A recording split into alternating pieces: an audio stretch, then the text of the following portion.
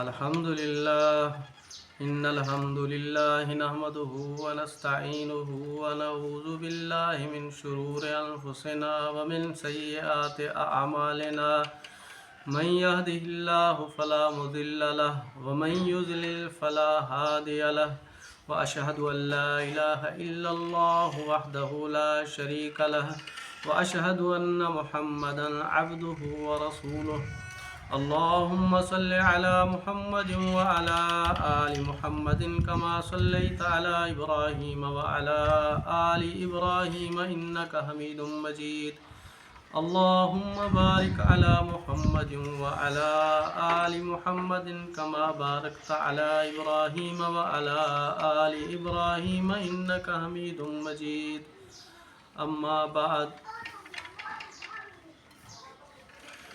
فإن خير الحديث كتاب الله وخير الهدي هدي محمد وشر الأمور محدثاتها وكل محدثة بدعة وكل بدعة ضلالة وكل ضلالة في النار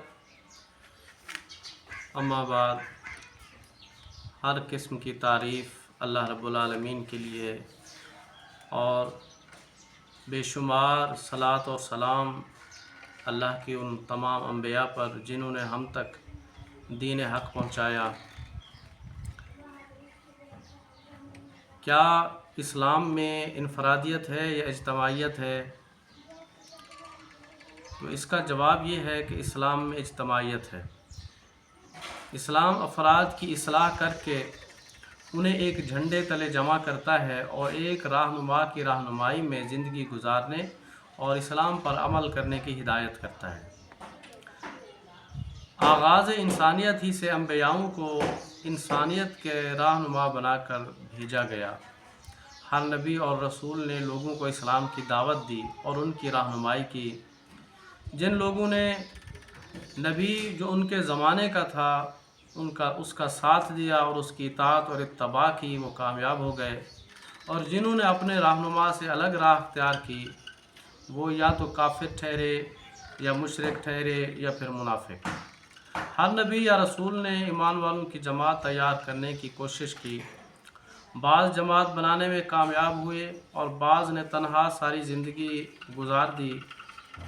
مثلا جن انبیاء کی دعوت پر بہت سارے لوگ ایمان لائے ان میں عیسیٰ علیہ السلام، موسیٰ علیہ السلام اور خاتم النبیین محمد صلی اللہ علیہ وسلم کا نام قابل ذکر ہے۔ اور ایسے انبیاء بھی تھے جن کی دعوت پر یا تو کوئی لوگ ایمان نہ لایا، کوئی آدمی ایمان نہ لایا، یا پھر چند لوگ ایمان لائے، جیسے کہ لوط علیہ السلام تھے یا نوح علیہ السلام تھے۔ ہم ان انبیاء کے بارے میں مزید قرآن و احادیث سے مطالعہ کر سکتے ہیں۔ یہ سوال ہے کہ جن انبیاء پر زیادہ لوگ ایمان لائے تو ان لوگوں نے کیا وقت کے نبی سے آزاد اور الگ تھلگ اسلام پر عمل کیا، یا پھر نبی کی اطاعت و اتباع میں رہ کر جماعت کی صورت میں عمل کیا؟ ظاہر ہے نبی کی اطاعت و اتباع میں رہ کر ہی اسلام پر عمل کیا، اس پر قرآن و احادیث گواہ ہیں۔ تو پھر ان انبیاء کی جماعت کون سی تھی؟ وہ کیا کہلاتے تھے؟ آئیے سب سے پہلے قرآن مجید سے پوچھتے ہیں۔ یہ ہے سورہ حج کی آیت نمبر 78۔ اعوذ باللہ من الشیطان الرجیم، بسم اللہ الرحمن الرحیم۔ وجاہدوا فی اللہ حق جہادہ، اور اے ایمان والو تم جہد کرو، کوشش کرو اللہ میں، یعنی اللہ کے راستے میں، حق جہاد، جیسا کہ کوشش کرنے کا حق ہے، جہاد کرنے کا حق ہے۔ هو اجتباکم، اس نے تم کو چن لیا، وما جعل علیکم، اور تمہارے اوپر نہیں رکھی، فی الدین، دین میں، حرج نہیں رکھا، یعنی دین میں تنگی نہیں رکھی۔ ملت ابیکم ابراہیم، یہ ابراہیم تمہارے باپ کی ملت ہے، یہ ابراہیم علیہ السلام کا طریقہ ہے، یہ گروہ ہے ملت کے معنی میں۔ ہوا سماکم المسلمین، اس نے جس کا نام المسلمین رکھا، کس کا نام؟ ابراہیم علیہ السلام کی ملت کا، اس نے یعنی اللہ نے نام رکھا المسلمین من قبل و فی ھذا، اس سے پہلے بھی یعنی اس قرآن میں سے پہلے بھی، وفی ھذا اور اس قرآن میں بھی۔ تو اللہ رب العالمین نے یہ بتا دیا کہ ابراہیم علیہ السلام کی جو ملت تھی، جو ایمان والوں کی ملت تھی یا ایمان والوں کا گروپ تھا، گروہ تھا، ملت تھی، جن کا ایک خاص طریقہ ہوتا ہے، خاص عقائد ہوتے ہیں۔ ایک ہی ملت جو ہوتی ہے اس کے وہ ایک خاص عمل پر، خاص عقائد پر ہوتے ہیں، ایک خاص گروہ ہوتا ہے، اور اس گروہ کا نام اللہ نے کیا رکھا؟ المسلمین۔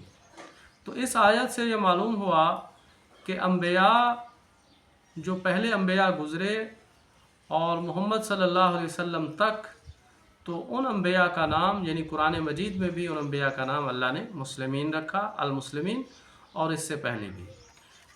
تو اس سے یہ بات ثابت ہو گئی کہ ہر نبی کے زمانے میں ایمان والوں کا نام المسلمین ہوتا تھا۔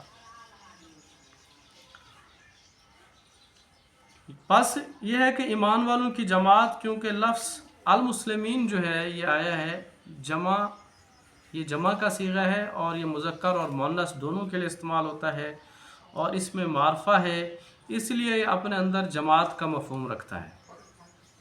اس میں مذکر بھی آ گئے، مؤنث بھی آ گئے، اور یہ دو سے زیادہ کے لیے بھی استعمال ہوتا ہے، تو جماعت کا یہ مفہوم رکھتا ہے، کیونکہ جماعت جو ہے وہ اس کے لیے کم از کم 3 آدمی ہوتے ہیں، اور ان میں سے ایک ان کا سربراہ ہوتا ہے۔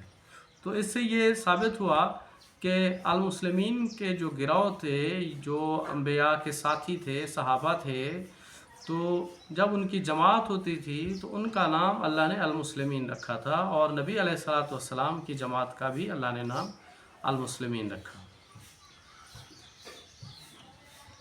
عربی زبان میں 3 یا 3 سے زیادہ جمع کا صیغہ ہے۔ اس طرح 3 یا 3 سے زیادہ افراد جو مشترک عقیدہ و عمل رکھتے ہوں اور ایک لیڈر یا امیر کی سربراہی میں دین اسلام پر عمل کرتے ہوں، وہ ایک جماعت کہلاتی ہے۔ اسی طرح جب انبیاء کی جماعت المسلمین تھی تو وقت کا نبی جو ہے ان کا امر کرنے والا ہوتا تھا، یعنی ان کو احکام بتانے والا ہوتا تھا۔ امیر جو ہے امر سے ہے، حکم سے ہے، تو ظاہر ہے اس زمانے میں جو المسلمین ہوتے تھے ان کو امر کرنا کس کی ذمہ داری تھی؟ اس وقت کے نبی کی ذمہ داری تھی۔ تو جو نبی ہوتا تھا وہ اپنے وقت کی جماعت کا امیر بھی ہوتا تھا۔ اب چونکہ انبیاء کا سلسلہ ختم ہو گیا اور آخری نبی محمد صلی اللہ علیہ وسلم بھی اس دنیا سے رخصت ہو گئے، تو کیا ان کی سنت جو امیر کی سنت تھی اس پر ہم عمل نہیں کریں گے؟ کیا المسلمین اب موجود ہیں یا نہیں ہیں؟ ظاہر ہے آپ کہیں گے المسلمین موجود ہیں، جو ایمان رکھنے والے لوگ ہیں موجود ہیں، تو ان کا امیر کیوں نہیں ہونا چاہیے؟ جبکہ یہ انبیاء کی سنت ہے کہ ہر نبی اپنے جماعت جو اس زمانے کے المسلمین ہوتے تھے ان کا امیر ہوتا تھا، تو اس سنت پر کیوں عمل نہیں کیا جائے گا؟ جبکہ ہر نبی اپنے زمانے کی جماعت کا امیر ہوتا تھا، تو اب بھی المسلمین کا ایک امیر ہونا چاہیے، اور یہ نبی کی سنت ہے۔ تو اس کا مطلب یہ ہے کہ اب بھی المسلمین کی جماعت کا امیر ضرور ہونا چاہیے، اور وہ اپنے ساتھیوں کے مشورے سے منتخب ہونا چاہیے، اور پھر اس کو چاہیے کہ وہ اپنے ساتھیوں سے مشورہ بھی کرے، جیسا کہ اللہ رب العالمین نے اپنے نبی علیہ السلام کو فرمایا تھا وَشَاوِرْهُمْ فِي الْأَمْرِ، کہ دین کے معاملے میں یا امر کے معاملے میں ان سے مشورہ کرو۔ لیکن یہ ضروری نہیں ہے کہ امیر ان کے ساتھیوں کے مشورے کا پابند ہو، مشورہ تو کرے لیکن وہ پھر سوچ سمجھ کے جو اس کو صحیح نظر آئے دین اسلام کے مطابق وہ اس پر عمل کرے۔ تو ہم نے یہ دیکھا کہ بغیر امیر کے جماعت نہیں ہوتی، اور جو ایسے گروہ ہوں تو وہ ایک بھیڑ بکریوں کا ریوڑ ہوتا ہے جس کا کوئی لیڈر نہ ہو، جس کا کوئی چرواہا نہ ہو، جو اس کو کسی خاص سمت میں لے کر چلنے والا نہ ہو، تو وہ ایک گروہ ہوتا ہے، ہجوم ہوتا ہے، جماعت نہیں ہوتی۔ جماعت کے لیے اس کا ایک لیڈر ہونا ضروری ہے اور اس کا امیر ہونا ضروری ہے۔